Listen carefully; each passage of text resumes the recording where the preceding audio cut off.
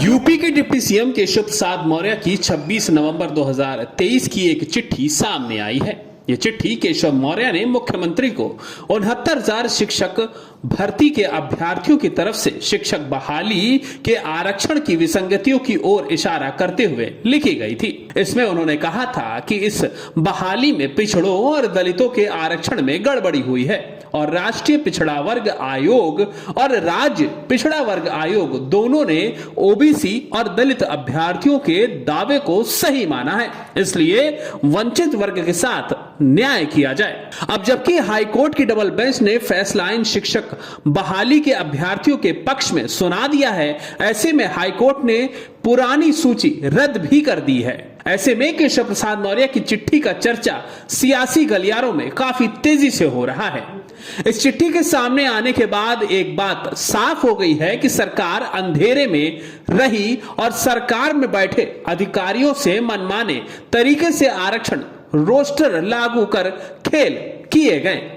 इसके बाद से न सिर्फ चुनाव में आरक्षण का मुद्दा यूपी में सरकार के खिलाफ सबसे प्रबल तौर पर उठा, बल्कि बीजेपी यूपी में चुनाव भी हार गई।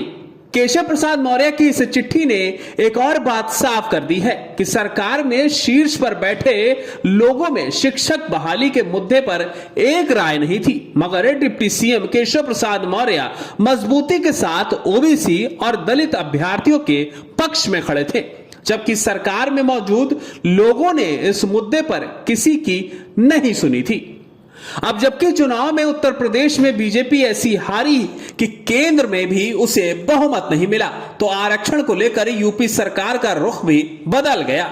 हाईकोर्ट के डबल बेंच के फैसले के बाद योगी सरकार ने इसे सुप्रीम कोर्ट में चुनौती देने के बजाय अब हाई कोर्ट के फैसले पर ही अमल करने का फैसला बनाया है और मन बनाया है। पार्टी के कई नेता अब केशव प्रसाद मौर्य की उस चिट्ठी का हवाला देकर यह बताने लगे हैं कि पार्टी पहले से ही ओबीसी और दलित अभ्यर्थियों के पक्ष में खड़ी है और उनके मुद्दे को पहले से ही हल करने का प्रयास किया जा रहा था।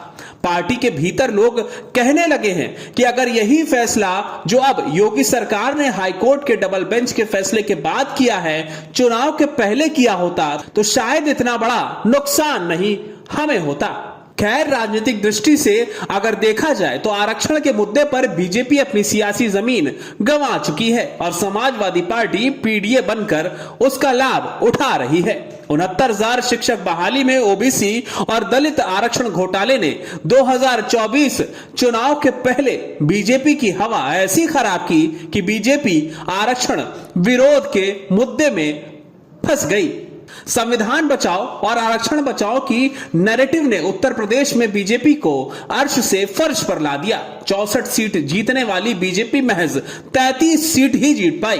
पार्टी और संगठन ने भी मान लिया कि जिस तरीके से आरक्षण के विरोध के तौर पर बीजेपी को पेश किया गया, उसने पार्टी को खासा नुकसान पहुंचाया है। लेकिन बीजेपी के नेता और योगी सरकार इस बात को नहीं भांप पाई। अकेले बीजेपी को आरक्षण विरोधी करार देने में 69,000 शिक्षक बहाली के अभ्यर्थी सबसे कारगर साबित हुए। बहरहाल, इन सब के बीच 69,000 शिक्षक भर्ती मामले में योगी सरकार को इलाहाबाद हाईकोर्ट से बड़ा झटका लगने के बाद हाईकोर्ट ने प्रदेश सरकार को नई मेरिट लिस्ट बनाने के निर्देश दिए हैं। इसमें सरकार से ज्यादा शिक्षक परेशान हैं, उनकी नौकरी पर तलवार लटकी हुई है। इसी मामले को लेकर भर्ती से जुड़े सभी अभ्यर्थी राजधानी लखनऊ में लगातार प्रदर्शन कर रहे हैं। कल रात भी इन अभ्यर्थियों को प्रदर्शन करने वाली जगह से उठा करके कहीं ले जाया गया था। देखिए, अभी रात के 12 बजे से ज्यादा का समय हो चुका है और जो सुबह का जो हमारा आंदोलन 69,000 शिक्षक भर्ती में आरक्षण घोटाले के खिलाफ जो चल रहा था, पुलिस ने रात ये देखिए, पुलिस आपको दिख रही होंगे, सब यहाँ पे खड़े हुए हैं। ये हम सभी हमारे सभी साथियों को बसों में भर लिया है और 4-4, 5-5 बसों में भर के हम लोगों को कहाँ ले जाया जा रहा है, पुलिस ये बताने को तैयार नहीं है। जो यहाँ पे बहनें, जो महिलाएं संघर्ष कर रही थी, उनको भी पुलिस ने डिटेन कर लिया है और इस आंदोलन को ख़त्म करवाने के लिए पुलिस अभी इस स्तर पर उतर आई है कि रात के 12:30 बजे चोरी छिपे जो है हम लोगों को यहाँ से पुलिस की गाड़ियों में भर के ले जाया जा रहा है। किसी को नहीं पता है कि उनको कहाँ ले जाया जा रहा है। लेकिन उसके बाद आज सुबह से फिर ये अभ्यर्थी SCERT कार्यालय पर प्रदर्शन कर रहे हैं। इन अभ्यर्थियों के अलग अलग तरीके के बयान भी सामने आए हैं, जो कहीं ना कहीं सरकार को चेतावनी भी दे रहे हैं कि 3 महीने के भीतर चयन सूची को संशोधित करके जो योग्य लोग हैं उनको नौकरी में लिया जाए और जो गलत लोग हैं उनका निर्णय सरकार के ऊपर छोड़ दिया गया है। हम लोग यहाँ पर SCERT पर इसलिए मौजूद हैं क्योंकि जिन अधिकारियों ने आरक्षण का घोटाला किया उन्हीं अधिकारियों के हाथ में हमारा भविष्य दोबारा सौंप दिया गया है। तो हमें इस बात का पूरा अंदेशा है, हमें डर है इस बात का कि अधिकारी फिर दोबारा इस मामले को डिरेल करेंगे, दोबारा इसको सर्वोच्च न्यायालय की चौखट पर जाने के लिए छोड़ देंगे ताकि हमको न्याय न मिल सके। इसलिए सबसे गुजारिश है, जितने भी सामाजिक संगठन के लोग हैं, समाज के लोग हैं, जितने सरकार में बैठे लोग हैं, सबसे गुजारिश है कि इन अधिकारियों के ऊपर भरोसा मत करें। और एक गुजारिश मैं आपसे और करना चाहता हूं कि पूरे भारतवर्ष को ये जानने का हक है कि 69,000 शिक्षक भर्ती में दलितों और पिछड़ों का आरक्षण किस अधिकारी ने लूटा और कौन कौन उसमें शामिल था। इसको जानने का पूरे देश को हक है। कौन ऐसा अधिकारी था जिसने भारत के संविधान को दरकिनार करते हुए आरक्षण की सूची बनाई, इस बात को जानने का हक सभी को है। और एक बात मैं आपको बता दूं, ये जो इतने लोग बैठे हैं, 6 वर्षों से हम लोग संघर्ष कर रहे हैं। आज हम लोग ये प्रण लेके बैठे हैं कि या तो यहाँ से हमारी लाश जाएगी या तो काउंसलिंग शेड्यूल जारी होगा। ये लखनऊ के प्रशासन के लोग भी सुन लें कि आप हमारे साथ जाति करना हो कर लीजिए, मुकदमा करके जेल भेज चुके हैं आप, दोबारा जो भी करना हो आप कर लो, लेकिन अब ये प्रांगण तब खाली होगा जब हमारा काउंसलिंग शेड्यूल जारी होगा। क्योंकि माननीय न्यायालय ने जो बात कह दी, अब उसके ऊपर कोई नहीं है जो यहाँ पे हमारी बात नहीं सुनेगा। मैं प्रतापगढ़ से लवलेश कुमार 69,000 शिक्षक भर्ती में आरक्षण पीड़ित अभ्यर्थी हूँ। मैं उत्तर प्रदेश के माननीय योगी आदित्यनाथ जी मुख्यमंत्री जी से आग्रह करता हूं कि स्पेशल अपील 172/2023 महेंद्र पाल बनाम उत्तर प्रदेश सरकार केस के तहत लखनऊ डबल बेंच के याचियों को उत्तर प्रदेश सरकार रिक्त पद पर समायोजित कर नौकरी दें।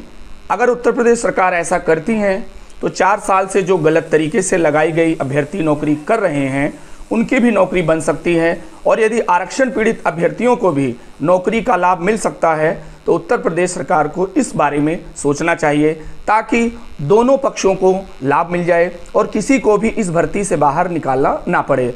हम लोग हाई कोर्ट में डबल बेंच से जीते हैं और स्पेशल अपील हमारी है। हम हाई कोर्ट में ज़्यादा आरक्षण पीड़ित अभ्यर्थी नहीं हैं, मात्र 4,000 के आसपास हैं। तो मैं आग्रह करता हूं, कृपया योगी आदित्यनाथ जी हम सभी याचियों को लाभ देकर के समायोजित करें, जिससे ये मामला सॉल्व हो जाएगा। फिलहाल 69,000 शिक्षक भर्ती का यह मामला एक बार फिर से लोकसभा चुनाव के नतीजे आने के बाद और इलाहाबाद हाईकोर्ट के फैसले के बाद सरकार के लिए समस्या बना हुआ है। चुनाव के दौरान, चुनावी जनसभाओं के दौरान लगातार सरकार के खिलाफ 69,000 शिक्षक भर्ती के अभ्यर्थियों ने अलग अलग जनसभाओं में प्रदर्शन किए थे और सरकार के खिलाफ नारेबाजी की थी। और अब वही माहौल लोकसभा चुनाव के नतीजे आने के बाद और इलाहाबाद हाईकोर्ट के फैसले आने के बाद सरकार के खिलाफ सरकार को झेलने पड़ रहे हैं। टेक्स रिपोर्ट, अटल टीवी।